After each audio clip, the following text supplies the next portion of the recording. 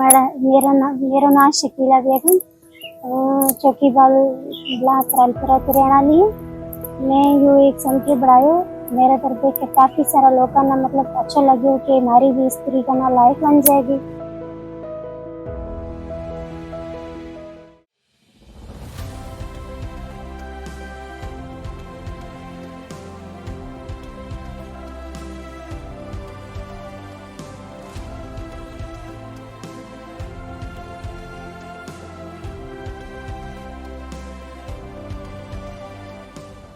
आदाब, आप देख रहे हैं आवाज द वॉइस और मैं हूं आपके साथ यास्मीन खान। और अभी मैं मौजूद हूं कुपवारा चौकीबल में और मेरे साथ मुझे ज्वाइन किया है शकीला बेगम ने।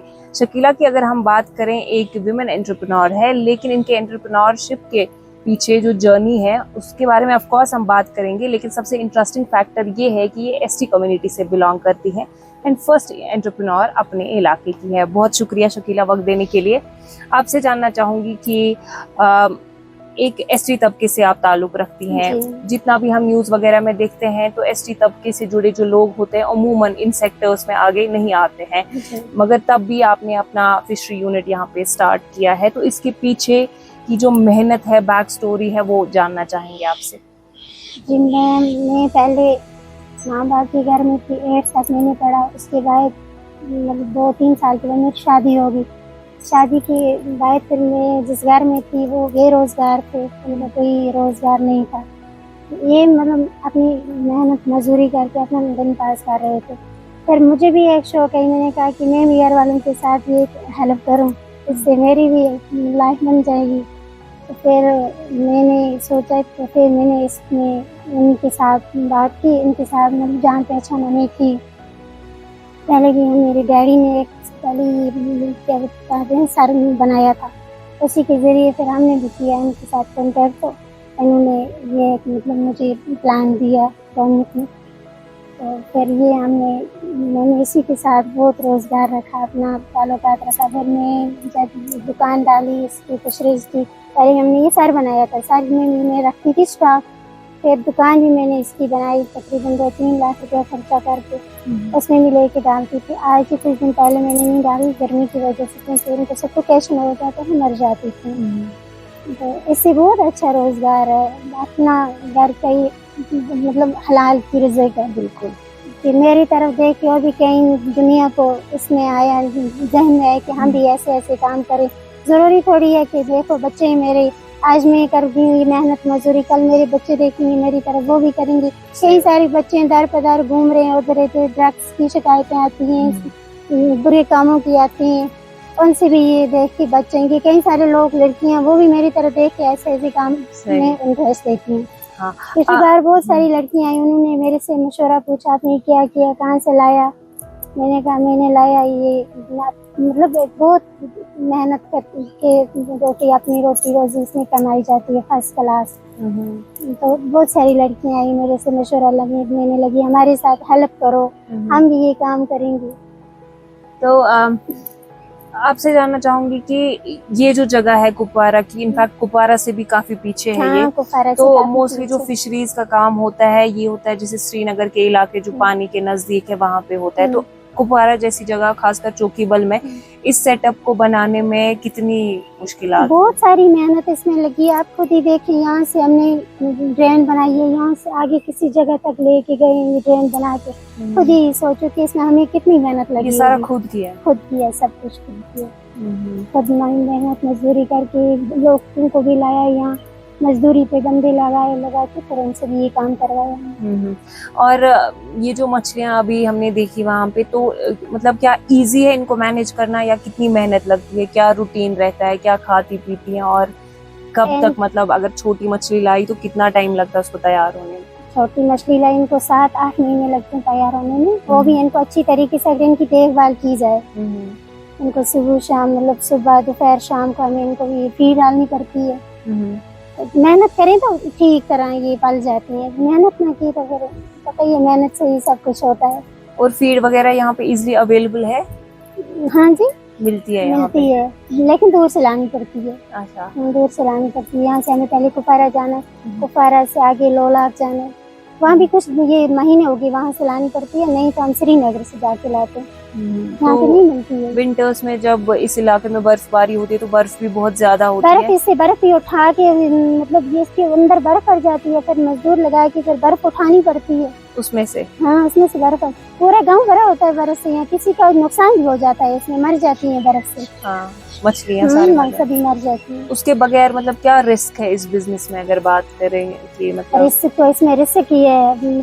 अगर पिछली बार 1 साल पहले इसमें हमने डाला था ये स्टॉक, तो फिर बड़ी हो गई थी, तकरीबन 2 मछलियाँ किलो में चढ़ती थी। तो हम घर से कहीं चले गए, उसी दिन इसको हमने देखभाल नहीं की, तो पीछे से किसी ने कोई डाल दिया, क्या हुआ पूरी सभी मर गई।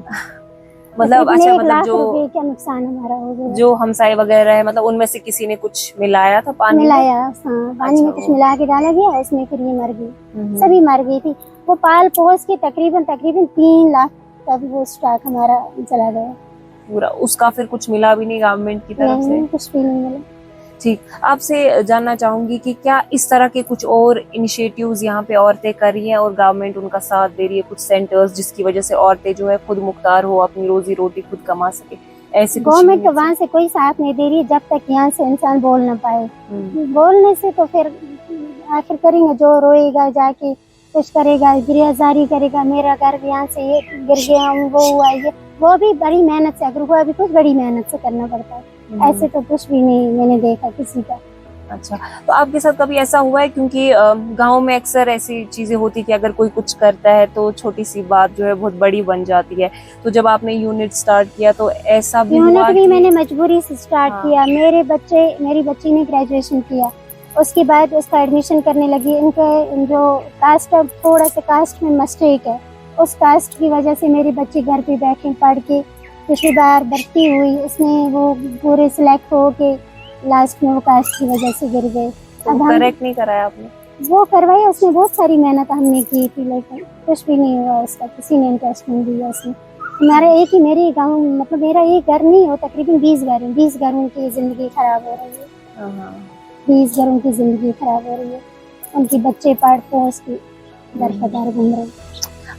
अच्छा, मेरा सवाल असल में आपसे ये था कि जिस तरह से आपने यूनिट स्टार्ट किया तो ऐसा भी हुआ कि मोहल्ले में लोगों ने बातें करनी शुरू की कि ये क्या कर रही हैं, या कुछ ऐसा कि उनको कुछ नया कॉन्सेप्ट लगा? नया लगा उनको, फिर मेरे से मशवरा पूछ रही हैं, आप हमारे साथ दीजिए, हम ऐसा करेंगे, हम भी ये करेंगे, प्लान बनाएंगे।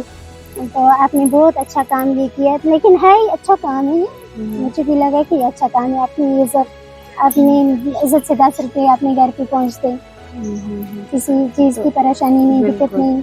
नेक्स्ट आप क्या प्लान कर रही हैं कि अगर गवर्नमेंट की तरफ से सपोर्ट आपको मिलता है और तो नेक्स्ट आप क्या करें? नेक्स्ट टाइम में तो ये कंटिन्यू करूंगी, अगर मेरे साथ सपोर्ट मिलता है तो मैं इसको कभी नहीं छोड़ूंगी। मैं तो, मेरी शौक है, बहुत ज्यादा शौक, मैं इससे भी ज्यादा इसको आगे बढ़ाऊंगी।